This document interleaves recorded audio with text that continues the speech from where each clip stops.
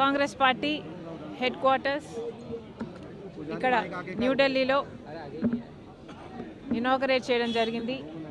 దీనికి నామకరణం ఇందిరా భవన్ అని చేయటం జరిగింది. ఈ కార్యక్రమంలో ఈరోజు నేను భాగం అవ్వడం చాలా సంతోషకరం. ఈ బిల్డింగు కాంగ్రెస్ పార్టీ హెడ్ క్వార్టర్స్గా ఇప్పటి నుంచి నిలవబోతుంది.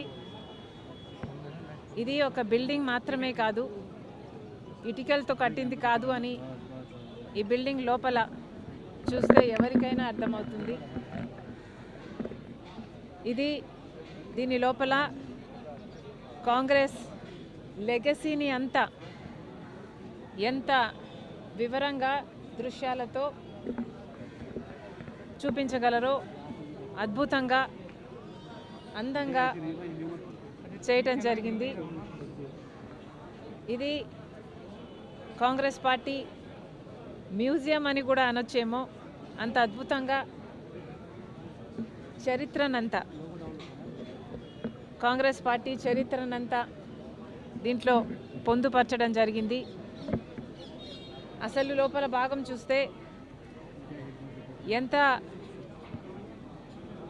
దేశ స్వతంత్రం దగ్గర నుంచి, స్వాతంత్ర పోరాటం దగ్గర నుంచి దేశం పునాదులు, భారతదేశ పునాదులు వేయడం దగ్గర నుంచి ఇప్పటి వరకు కాంగ్రెస్ పార్టీ నాయకులు ఎంత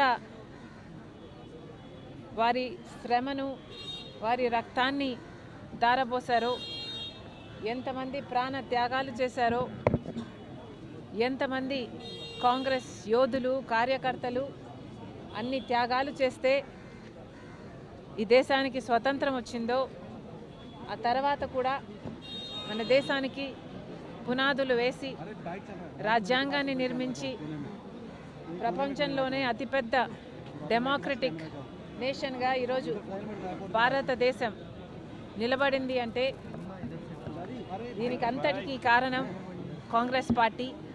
ఆ చరిత్రనంతా లోపల గోడల మీద చూపించడం జరిగింది. చాలా సంతోషం. కంగ్రాచులేషన్స్. ప్రతి కాంగ్రెస్ కార్యకర్తకే కాదు, దేశంలోని ప్రతి పౌరునికి కూడా ఇది గర్వకారణం. ఈ సందర్భంగా ఒక మాట చెప్పాలనుకుంటున్నాం. నిన్న ఆర్ఎస్ఎస్ ముఖ్య నేత ఒక వ్యాఖ్య చేయడం జరిగింది. భారతదేశానికి స్వతంత్రం 1947లో రాలేదు, నిజమైన స్వతంత్రం రామ్ మందిర్ కడితే అప్పుడు వచ్చింది అని ఒక ఆర్ఎస్ఎస్ ముఖ్య నాయకుడు నిన్ననే ఈ వ్యాఖ్య చేయడం జరిగింది. అసలు దేశ ప్రజలంతా ఆలోచన చేయాలి, ఈ మాటలను గమనించాలి. ఇవి దేశద్రోహ మాటలు కాదా? వీళ్ళు అధికారంలో ఉన్న వాళ్ళలాగా మాట్లాడుతున్నారా? వీళ్ళు టెర్రరిస్ట్ లాగా మాట్లాడటం లేదా? వీళ్ళ వ్యవహారం టెర్రరిస్ట్ లాగా లేదా? మన దేశానికి స్వతంత్రమే రాలేదని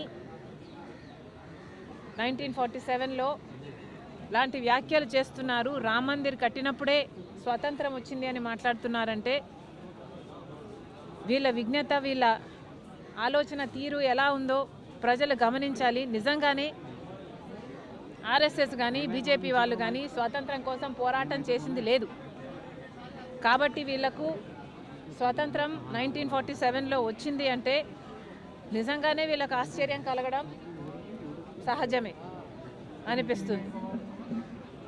వీళ్ళు ప్రాణ త్యాగాలు చేయలేదు, వీళ్ళు స్వాతంత్రం కోసం వాళ్ళ రక్తం పెట్టలేదు, వీళ్ళ శ్రమ లేదు, ఏది లేకుండానే మనకు స్వాతంత్రం, భారతదేశానికి స్వాతంత్రం వచ్చిందని వీళ్ళకి ఏడుపా? నిజంగానే వీళ్ళు అధికారంలోకి వస్తేనే స్వాతంత్రం వచ్చింది అని మాట్లాడుతున్నారు అంటే ఇది టెర్రరిస్ట్ భాష కాకపోతే ఏమిటి అని అడుగుతున్నాం. మళ్ళీ చెప్తున్నాం, ఒక్క కాంగ్రెస్ పార్టీ మాత్రమే ఈ దేశానికి స్వాతంత్రం కోసం పోరాటం చేయడమే కాదు, రాజ్యాంగాన్ని నిర్మించడమే కాదు, పునాదులు వేయటమే కాదు, ఈ రోజు వరకు కూడా ఇన్ని భిన్న మతాలు, కులాలు, భాషలు, ప్రాంతాలు ఉన్న దేశాన్ని ఏకంగా ఉంచుతున్న, రాజ్యాంగాని కోసం కొట్లాడుతున్న ఏకైక పార్టీ ఈరోజు కాంగ్రెస్ పార్టీ. మన బిడ్డల ఎంప్లాయ్మెంట్ కోసం అయితేనేమి, మెహంగాయి కోసం అయితేనేమి, మన దేశంలో ప్రేమను, సోదర భావాన్ని నిలబెట్టడం కోసం అయితేనేమి ఈరోజు కొట్లాడుతున్న ఏకైక నాయకుడు రాహుల్ గాంధీ గారు. అలాంటి పార్టీలో నేను భాగమైనందుకు చాలా గర్వకారణం. ఈరోజు మరి ముఖ్యంగా ఈ కాంగ్రెస్ పార్టీ హెడ్ క్వార్టర్స్ ఈరోజు ప్రారంభం చేశారు. అందుకు ప్రతి కాంగ్రెస్ కార్యకర్తకి కూడా మనస్ఫూర్తిగా కంగ్రాచ్యులేషన్స్.